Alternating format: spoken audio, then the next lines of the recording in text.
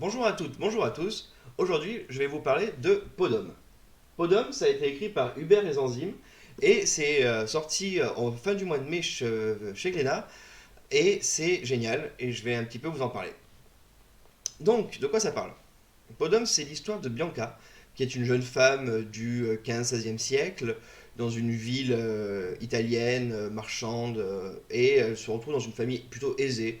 C'est une fille qui est amenée à se marier à un autre jeune et beau prétendant, lui aussi d'une famille aisée, qui s'appelle Giovanni. Et ma foi, tout se déroule comme on pourrait l'entendre et l'imaginer, le contextualiser dans une époque comme celle-là. Sauf que Bianca, elle aimerait bien quand même connaître un peu son mari avant de pouvoir se marier, chose qui peut être compréhensible.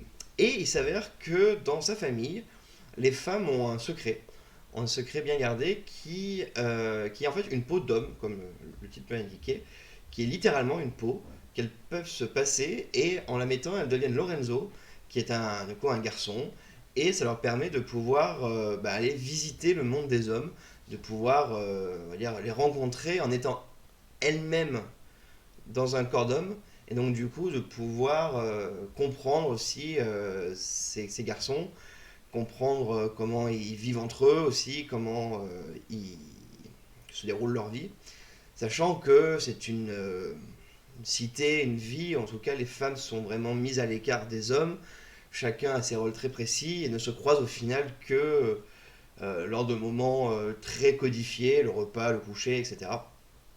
Et donc pour Bianca, c'est l'occasion de se revêtir la peau donc, de Lorenzo, ce jeune homme, et de rencontrer son mari avant le mariage. De voir que c'est pas si normé, c'est pas si facile que ça. Et surtout, c'est pas si facile c'est pas aussi évident que ce qu'on aurait pu imaginer. Je vous en dis pas plus.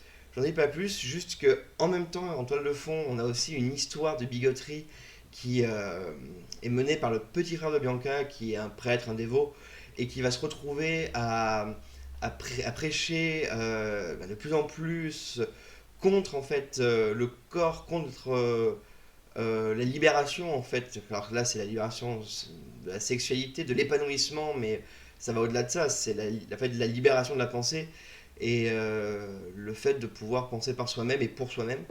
Et donc il y a ces deux histoires qui vont se retrouver mêlées et qui vont amener à beaucoup de rebondissements que je vous laisse découvrir. Je ne vais pas vous gâcher le plaisir de l'histoire. Donc pourquoi j'ai aimé? Pourquoi j'ai aimé? Parce que clairement c'est une BD qui parle de beaucoup de choses qui sont extrêmement importantes. Alors je pourrais dire extrêmement importante aujourd'hui, mais en fait c'est extrêmement important tout le temps.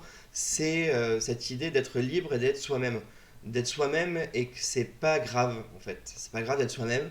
Que ce qui est important c'est de se comprendre, c'est d'apprendre des autres en les respectant, même si on n'est pas d'accord, de se dire c'est ok, c'est pas parce que moi ça me convient pas ou que moi j'aurais pas fait comme ça que je suis opposé à ce que tu fais. Et ça en tout cas pour vivre dans une société, pour vivre dans un monde en tout cas plus sain, c'est quelque chose qui me paraît extrêmement important. Extrêmement important. Et du coup ça aborde des thèmes qui sont justement très pertinents, surtout dans un genre médiéval fantastique qui est d'habitude très on va dire, je caricature, mais vous voyez le médiéval fantastique à la Soleil, où les femmes sont bien en chair, bien portantes, les garçons de jeunes et faibles, et surtout il faut que ça soit très suggéré, enfin bref. Là non, c'est on va dire, du fantastique médiéval, puisque la médiéval fantasy, si on peut jouer sur les mots, où, où du coup on s'identifie beaucoup à tout ça. On s'identifie beaucoup à tout ça, même si ça reste un conte. C'est beaucoup plus mature et beaucoup plus adulte que ce qu'on peut avoir en bande dessinée habituellement.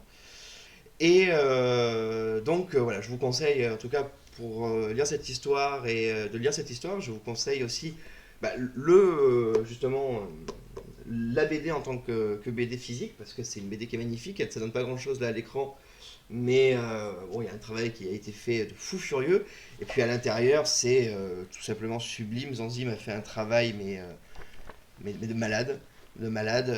Je ne voudrais pas faire défaut à son travail en vous montrant ça à l'écran, mais parce que je suis pas sûr que ça va rendre grand chose, mais quand même une petite page, par exemple celle-là, où clairement on joue avec le code de la bande dessinée, où, où on peut avoir le même protagoniste en fait qui se déplace dans la même case, justement, vu que le but du jeu c'est de faire comprendre l'action et le mouvement, et là c'est totalement intégré, il y a vraiment des pages qui sont d'une beauté, mais abyssale. Ça ne veut rien dire ce que je dis, mais vous voyez vous voyez ce que j'entends par là. Et voilà, donc toute l'histoire, ça fait vraiment des scènes de contes. Donc je vous le recommande, mais alors les yeux fermés. Et j'en profite, du coup, même si peut-être que je vous ferai des chroniques, un de ces quatre, parce que justement, c'est vrai que en lisant Podom et en essayant là, de vous parler de tout ça, ça m'a fait penser à deux autres BD qui sont sortis respectivement en 2019 et 2018, qui en fait sont également dans le genre de la fantasy médiévale, qui reprennent les codes des contes, reprennent tout ce qu'on peut connaître, mais font passer des messages beaucoup plus, on va dire, d'actualité, et du coup, ça vaut vraiment le coup d'œil. Je vous conseille donc Peau de mille bêtes de Stéphane Fert, et je vous conseille, là, sorti en 2018, le premier tome de L'Âge d'Or, qui est un pavé, hein, il faut bien s'accrocher, mais alors de Cyril Pedrosa et Roxane Morel, alors là, oui, L'Âge d'Or, ça a été aussi une baffe absolument extraordinaire. Je vous en reparlerai dans un prochain vlog. Et donc j'ai l'impression aussi, voilà, qu'il y a toute une sortie en ce moment d'auteurs qui essayent de reprendre un genre qui était le conte, l'histoire médiévale, fantastique, et qui va essayer de lui mettre des thèmes beaucoup plus d'actualité. Et oui, donc j'ai l'impression qu'il y a vraiment toute une suite de bandes dessinées comme ça qui reprennent un genre qui était très codifié, macho, on va dire, sexiste, qui, bon, on va dire, j'ai été jeune aussi, hein, et j'aime beaucoup l'Emphase de 3, c'est pas la question, mais c'est intéressant de se dire qu'on peut faire autre chose. Qu'on peut faire autre chose avec un genre qui avait besoin d'être dépoussiéré, et là, clairement, il y a eu une vague d'auteurs qui l'ont pris, l'ont retourné, et qui continuent d'en faire des choses magnifiques, tant par l'originalité des histoires que par l'originalité du dessin. C'est là aussi où c'est assez impressionnant, parce qu'il y a une liberté dans le dessin. Là, clairement, dans Podum, vous pouvez y aller. Donc voilà, je vous souhaite une bonne journée, de bonnes lectures. Allez chez votre libraire préféré et lisez des livres.